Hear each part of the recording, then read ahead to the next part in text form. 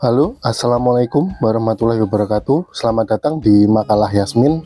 Kali ini kita akan membahas tentang makalah optimalisasi nutrisi pupuk NPK pada budidaya stroberi. Bab 1, pendahuluan. 1.1, latar belakang. Stroberi merupakan tanaman hortikultura yang memiliki nilai ekonomis yang cukup tinggi. Agar dapat tumbuh optimal dan menghasilkan buah yang berkualitas, tanaman stroberi memerlukan pemenuhan kebutuhan unsur hara yang seimbang. Salah satu cara memenuhi kebutuhan tersebut adalah dengan memberikan pupuk NPK yang mengandung nitrogen, fosfor, dan kalium. Oleh karena itu, pemahaman mengenai manfaat, dosis, dan cara aplikasi pupuk NPK sangat penting untuk mendukung pertumbuhan serta meningkatkan hasil panen stroberi. 1.2 Rumusan masalah. Dari pembahasan ini saya akan membagi menjadi 3 rumusan masalah. Yang pertama, apakah manfaat pupuk NPK bagi pertumbuhan dan hasil tanaman stroberi? 2. Di mana pupuk NPK itu dapat diperoleh? 3. Apa dampak kekurangan dan kelebihan pemberian pupuk NPK pada tanaman stroberi? Bab 2, pembahasan. 2.1 Manfaat NPK bagi tanaman stroberi. Menjawab pertanyaan yang pertama, saya akan membahas tentang nitrogen terlebih dahulu. Nitrogen berperan dalam pembentukan klorofil yang dibutuhkan untuk proses fotosintesis. Unsur ini membantu pertumbuhan vegetatif seperti daun dan stolon, sehingga tanaman tampak lebih hijau, sehat, dan subur. Selanjutnya, fosfor berfungsi merangsang pertumbuhan akar yang kuat. Hal ini sangat penting karena stroberi memiliki sistem perakaran yang dangkal. Selain itu, fosfor juga mendukung pembentukan bunga sehingga dapat meningkatkan potensi produksi buah. Selanjutnya, K atau kalium. Kalium berperan dalam meningkatkan kualitas buah. Unsur ini membantu meningkatkan kadar gula sehingga buah terasa lebih manis, memperbaiki warna buah, serta memperkuat dinding sel sehingga buah lebih kokoh, tahan simpan, dan tidak mudah busuk. Jadi, ketika unsur hara ini dalam pupuk NPK saling melengkapi. Nitrogen mendukung pertumbuhan daun, fosfor mendukung pertumbuhan akar dan merangsang pembungaan, sedangkan kalium meningkatkan kualitas buah. Oleh karena itu, pemberian pupuk NPK yang seimbang sangat penting untuk menghasilkan tanaman stroberi yang sehat, produktif, dan menghasilkan buah yang berkualitas tinggi. 2.2 Sumber perolehan pupuk NPK.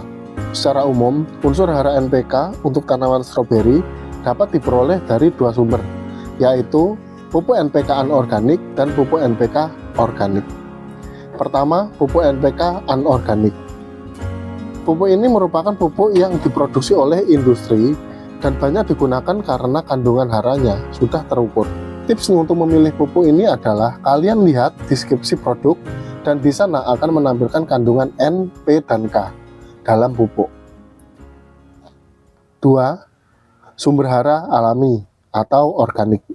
Selain pupuk anorganik, unsur nitrogen, fosfor, dan kalium juga dapat diperoleh dari bahan-bahan alami seperti kompos atau pupuk kandang yang merupakan sumber nitrogen dan unsur hara lainnya.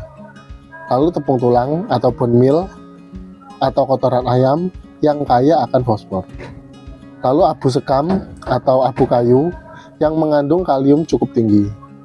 Pupuk organik cair atau POC dari fermentasi bahan organik yang mengandung berbagai unsur hara mikro dan makro. Namun, kandungan hara pada sumber alami cenderung bervariasi tergantung dari sumbernya dan bekerja lebih lambat dibandingkan pupuk NPK anorganik. Akan tetapi, pupuk NPK organik itu bertahan lebih lama daripada pupuk NPK anorganik. 2.3 Dampak kekurangan dan kelebihan NPK. Berikut adalah panduan visual untuk mendeteksi dini kekurangan unsur hara pada stroberi. Pertama, defisiensi nitrogen atau kekurangan nitrogen. Gejala visual, daun tua atau daun yang berada di bagian bawah itu tampak menguning secara merata.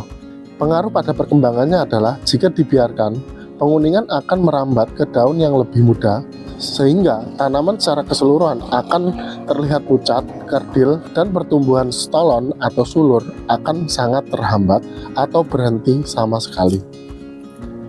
Defisiensi fosfor atau kekurangan fosfor. Gejala visual yang terjadi adalah daun stroberi yang biasanya berwarna hijau cerah akan berubah menjadi hijau tua atau kusam, atau bahkan tampak kebiruan. Tanda khasnya adalah pada sisi bawah daun seringkali muncul semburat atau bercak warna ungu atau kemerahan, terutama pada pinggiran daun. Dampak kekurangan fosfor adalah pertumbuhan akar akan sangat terhambat, yang menyebabkan tanaman kesulitan menyerap air. Tanaman terlihat kaku dan tidak berkembang dengan baik. 3. Defisiensi kalium.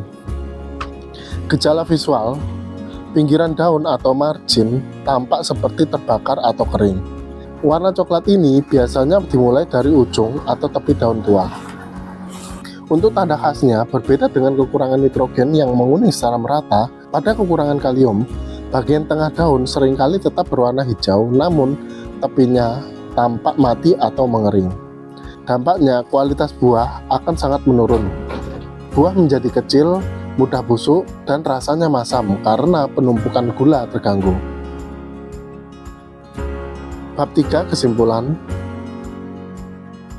Pupuk NPK adalah instrumen nutrisi yang vital untuk mendukung siklus hidup stroberi, mulai dari pertumbuhan daun hingga fase pembuahan. Namun, dikarenakan sifat akar stroberi yang sensitif, aplikasi pupuk harus dilakukan dengan cara dikocor atau dilarutkan dengan air, menggunakan dosis yang sangat terukur. Mengikuti aturan sedikit tapi sering jauh lebih efektif dan aman dibandingkan memberikan dosis tinggi dalam satu waktu, guna menjaga kesehatan perakaran dan kualitas buah yang dihasilkan.